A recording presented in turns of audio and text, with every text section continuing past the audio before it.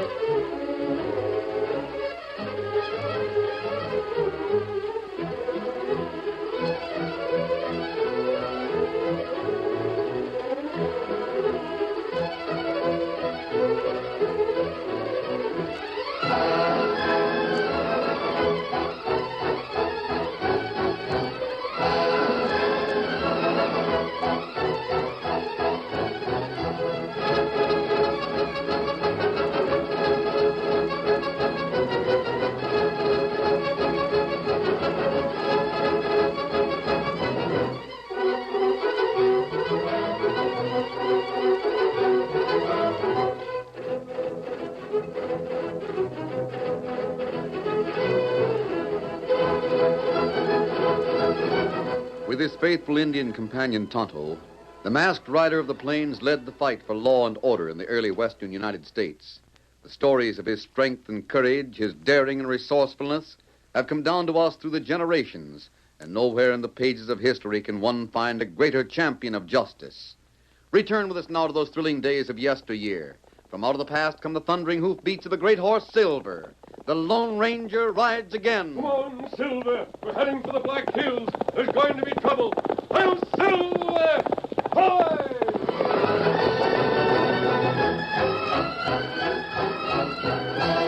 When gold was found in the Black Hills, new communities sprang up almost overnight. Each day brought men with their families who had staked all on being among the lucky ones who struck it rich. Flimsy houses were thrown together. Cafes and gambling places did a flourishing business. Prices of commodities went sky high, and everyone talked in millions. The Lone Ranger and Tonto arrived in the Black Hills after a trip of many days from the country to the south. They headed toward Deadwood. We'll make camp somewhere near Cranesville, Tonto. That long way before town Deadwood. I know it. But I want to talk to a few people in Cranesville. Maybe we won't have to go to Deadwood. Why that? We want to learn all we can about Clark Drexel. That's right. And Cranesville is near one of the richest gold mines in the Black Hills. In fact, the town is named after the owner of the mine, old Eli Crane. If Clark Drexel and his gold mine syndicate have had any dealings in the Black Hills, well, Eli Crane will know about them. I think we can learn as much from Crane as we can in Deadwood City. And maybe find where Drexel do crooked work, huh? We've got to find something in the career of that man, Tonto. Some evidence of crime so he can be jailed. Yes, we know that Drexel was one of the organizers of the Black Arrow. But that fact can't be proved. The only thing we can do is find some other reason for jailing Clark Drexel. And it won't be an easy matter. Rein up, Kimosabe. Steady, shoulder. Look down there, Tonto, in the valley. Their town. That's the town of Cranesville. We'll make camp here until morning, then we'll push on to town and have a talk with Eli Crane. You wait. What is it? Me hear horse wagon come this way. Wagon? These mountains? Yes, you're right. That, Tonto, I hear it, too. There it come. From hill above. You see it? Yes. This is a fine place for a man to bring a wagon. I wonder why he didn't use pack mules. Here, pull off the trail, Tonto. Give him as much room as we can. He'll need it. Come, Scout. Come. That's it, boy. Easy now. Whoa there, whoa, you doggone sidewinders. Whoa there. Whoa there. Hey, soothe them two are, Hank, while I hold these cantankerous horses. They want to keep going downhill. Masked. By Juniper, he's masked. Never mind who they are, Lige. Larry up and get for home. This is just the way we'd have planned it in a special order. Get! Get along there. Get up there. Get up. Maybe them feller loco.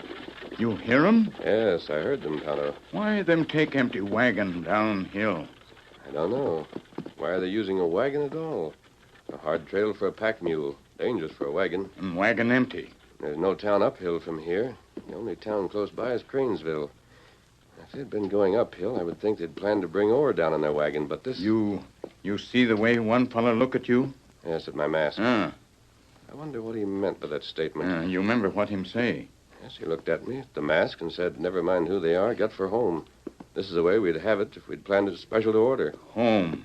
Him say get for home. That mean downhill, maybe Craneville. You want to follow? Not tonight, Tonto. Our horses have had enough. We'll camp until morning. Then we'll ride to Cranesville.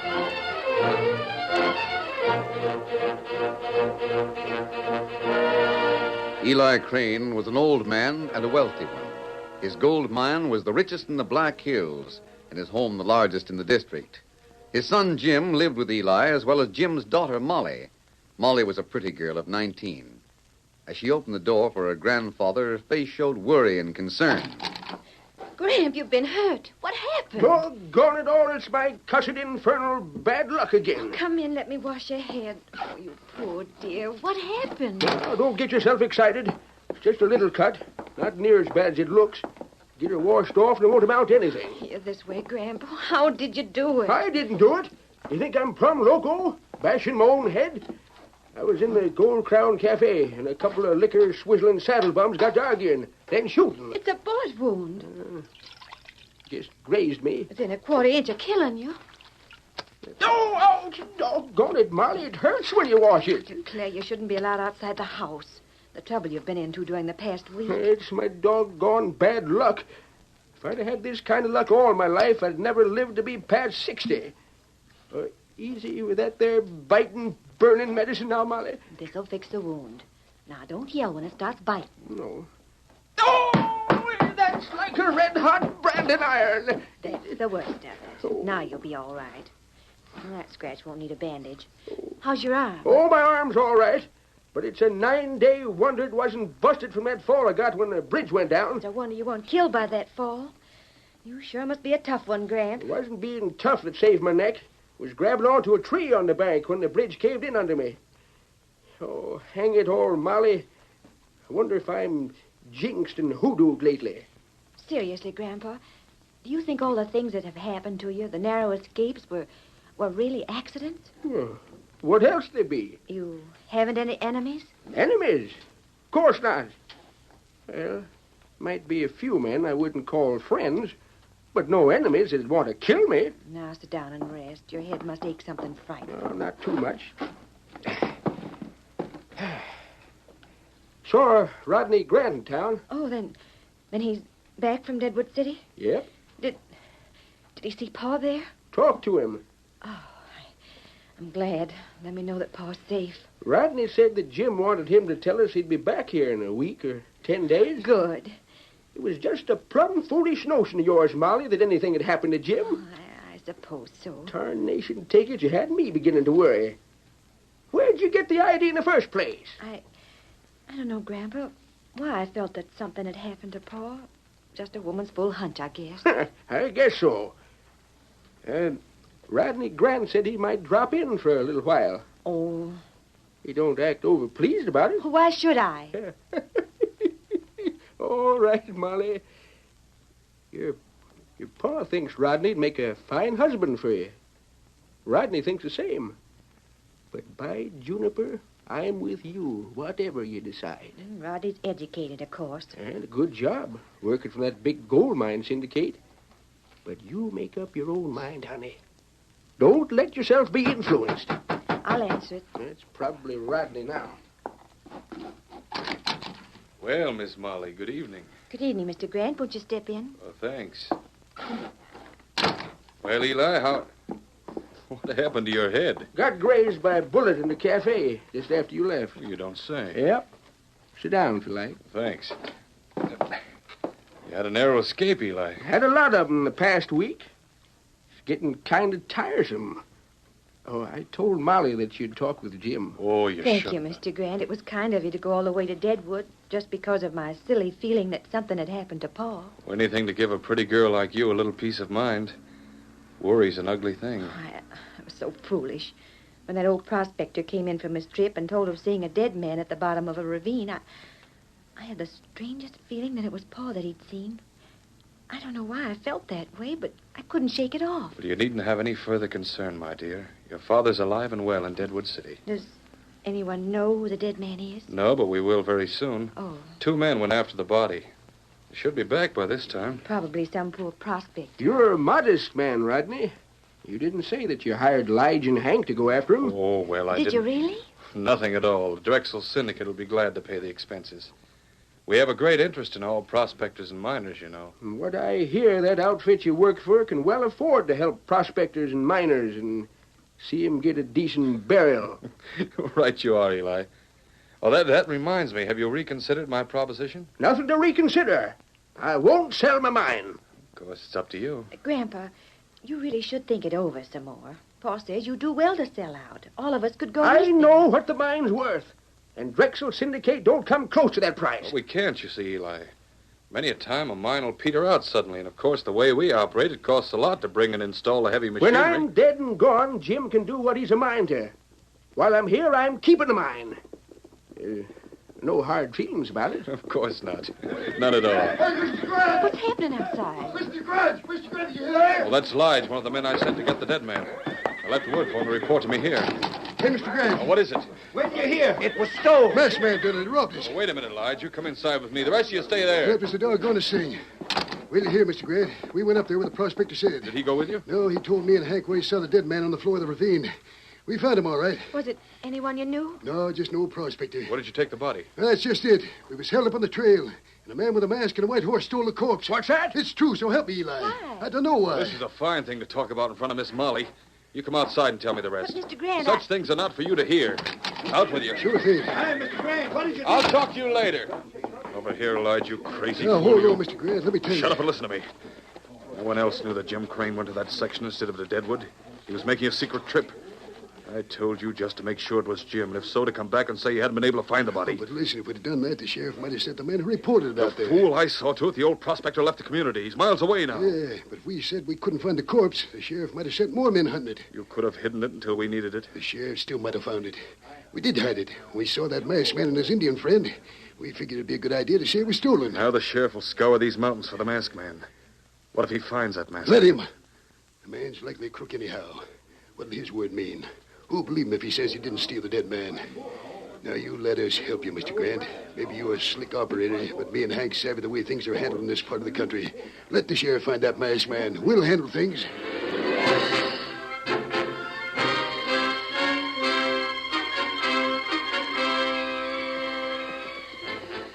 The following morning, when the Lone Ranger approached the community, he was seen by a man who let out a wild yell. There he is, riding into town. Hey, Sheriff, Lige, Steve, boys, come on in. In an instant, men came running from the stores, the nearby houses and cafes. Get guns on him. Get him, Rope. The sheriff, wearing his star of office on his vest, pushed to the foreground. Get off that horse, stranger. You're the gent we're looking for. What's the matter? Did everyone get swayed? That's our mask. Oh, yes. Well, let me talk to you alone, Sheriff, and I think I can explain the mask. You'll explain a lot of things, and you'll do it right here and now. Here was a map in the prospector's pocket. I told you about that, Sheriff. You attacked 2 men who were bringing a body of the prospector. You made off with the dead man. What?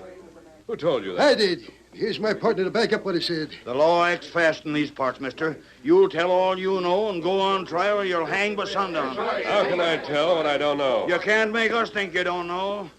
Now talk.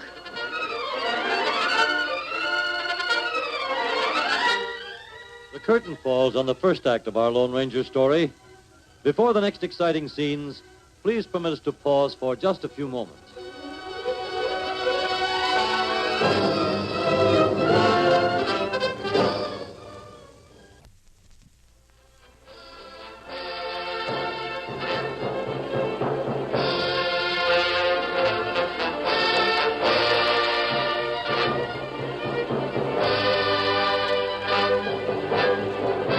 Now to continue our story.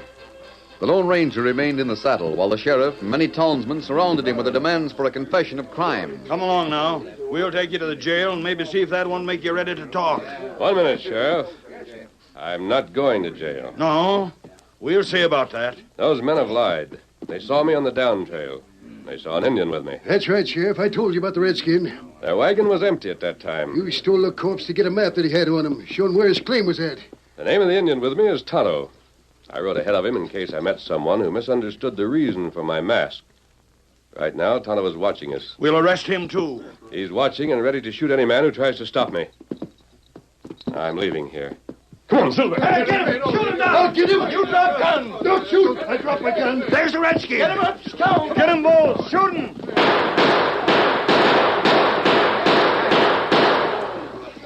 Doggone, they both got away. Well, anyhow, Sheriff, we can watch for him.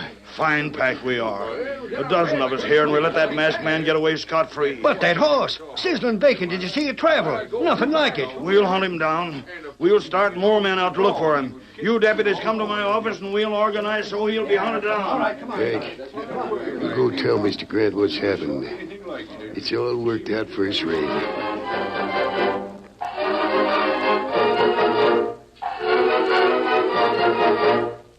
All day long, the town seethed with excitement. Men rode through the hills looking for the masked man and the Indian, but found no trace of either. One man in town followed events with more interest than anyone else.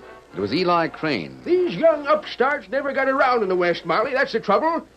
Thunderation, I could tell him a few things about that masked man, the white horse, and the Indian named Tonto. You know him, Grandpa? No, but by Juniper, I'd like to. Outlaw my eye, thief my foot. Lige and Hank are the out-and-outnest no-goods that ever lived. The only thing I wish is that I knew why they lied. Well, I'll be boiled in stale water. Grandpa, what? The masked man. Please don't be frightened. I had to slip in by the rear door. There he stands, Molly. Take a look at him. I am. They call that man the Lone Ranger. Mister, I want to take your hand and shake it. Thanks, Eli.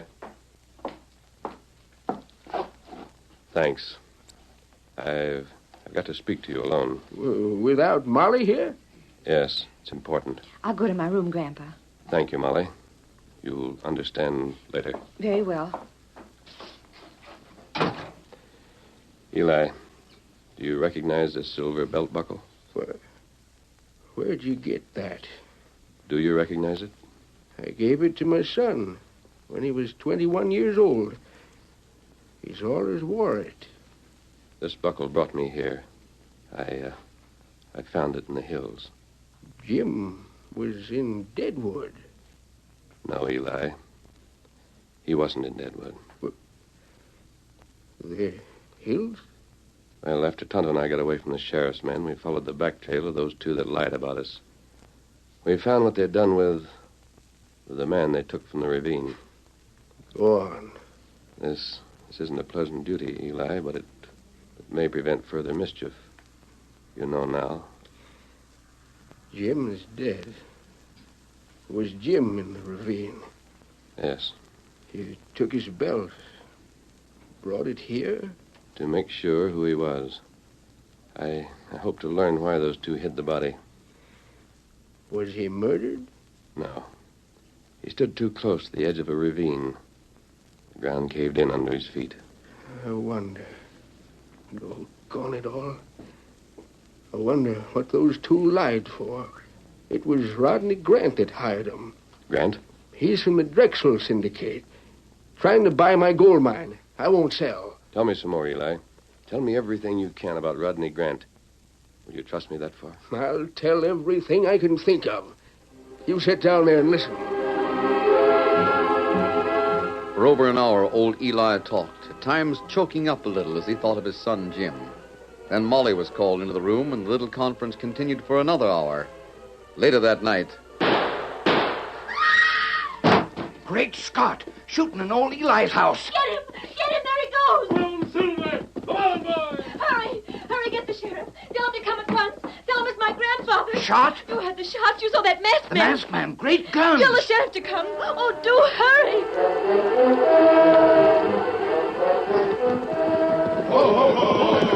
Wait here, man. I'll see Miss Molly. Sheriff, I'm waiting for you. Come in. Right with you, Miss Molly. Come in, Sheriff, but come in alone.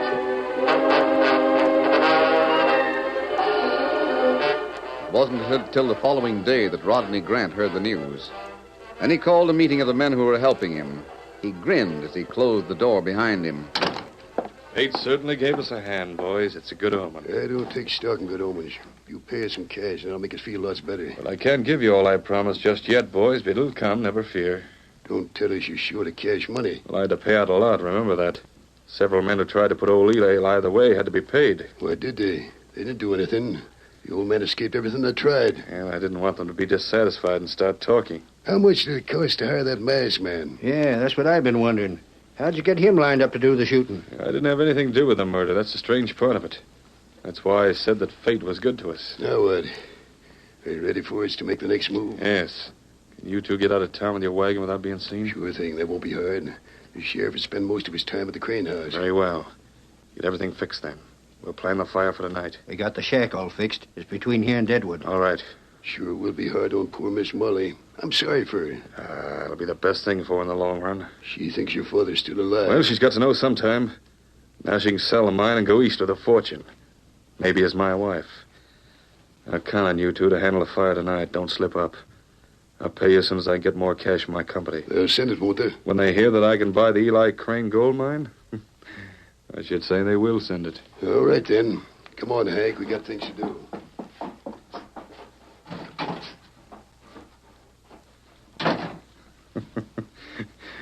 Now, there's nothing in the way. Nothing at all. The girl will sell. No doubt of that. Hey, Mr. Grant. Well? The sheriff's over at the Crane place. He's going to read Eli's will. Well? You want to go over? He said he thought you might be interested in it. Oh, sure. Thanks. This is my big day.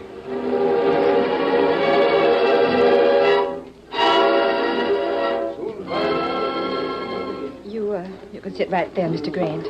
Thank you. I won't waste time going through all the legal angles. I'll just tell what the will says. I hope, Sheriff, you're not displeasing Miss Molly by rushing things. After all, a few days wait till Jim Crane gets home and Eli is buried. There's a reason for doing this now, Grant. As long as Molly doesn't object. Eli made this will some time ago. It leaves everything to his son, Jim. That's simple and clear. But if Jim dies before Eli, or if Jim marries again, then there's a cash settlement to Miss Molly, the granddaughter. All the gold mine property goes to Jim's younger brother.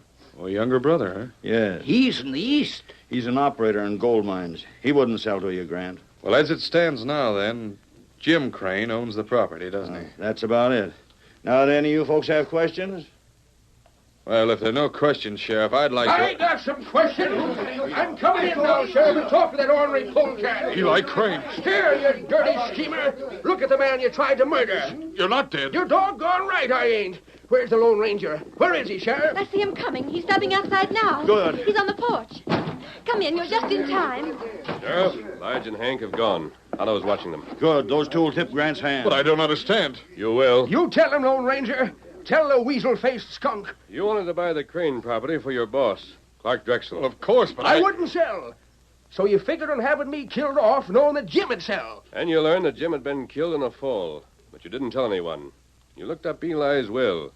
You found that with Jim dead before Eli, the property would go to another son, one who would not sell to you. I don't know what you're talking about. You will. You hired Lige and Hank to hide Jim's body until Eli was dead.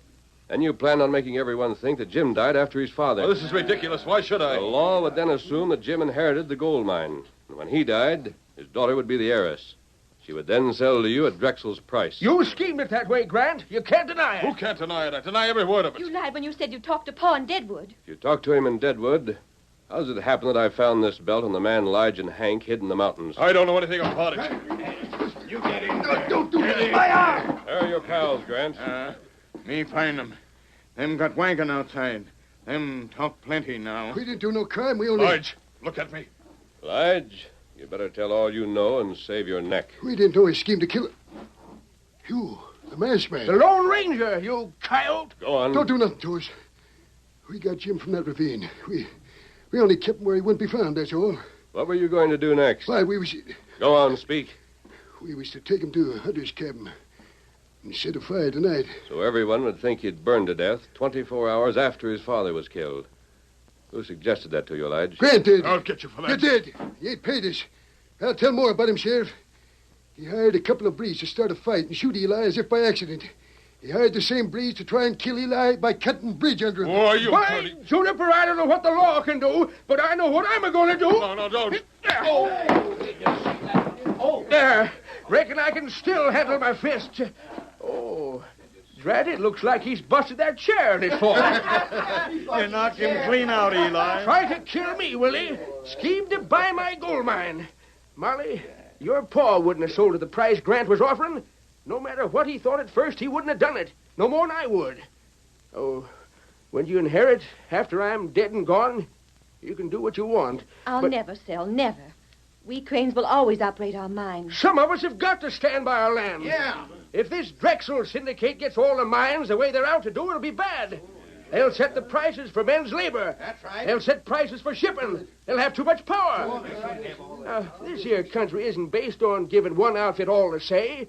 We've got to have competition, free enterprise, men that run their own businesses. You're right. I understand, Grandpa. Boys, you can take Lige and Hank to jail. Between them, they can tote Rodney Grant.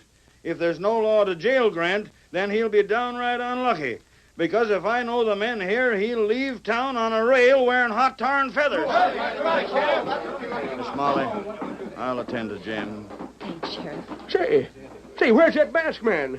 Where's the Indian? Why, they've gone. Well, get them. I want to thank them. There they are, on their horses outside. I want to thank them.